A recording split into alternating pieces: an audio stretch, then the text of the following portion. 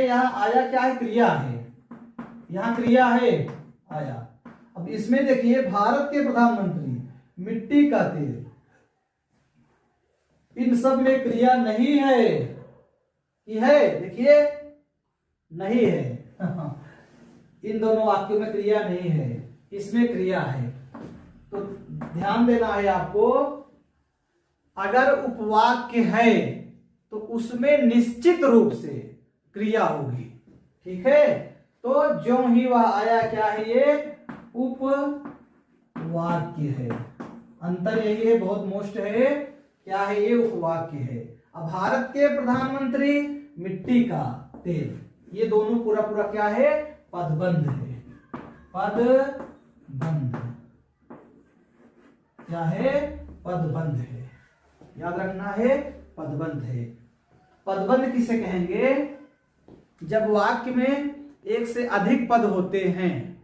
ठीक है, जब वाक्य में एक से अधिक पद होते हैं, उन्हीं एक से अधिक पदों को हम क्या कहते हैं? पदबंध कहते हैं।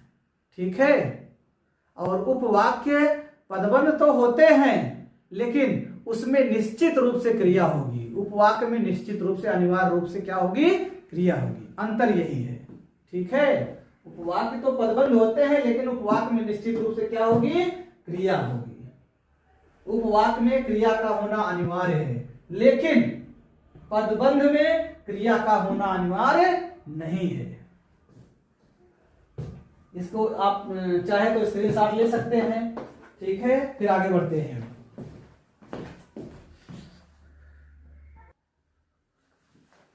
तो ध्यान देना है, पदबंध, पदबंध किसे कहेंगे?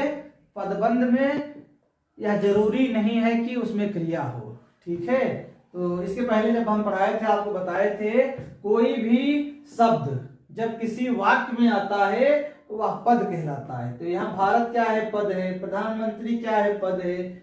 मिट्टी क्या है? पद है। तेल क्या है? पद है। अब एक से अधिक पद मिल गए, इसे हम क्या कहेंगे? पदबंध कहेंगे। क्या कहेंगे? पदबंध कहेंगे। ठीक है, और उपवाक्य में निश्चित रूप से क्या होगा?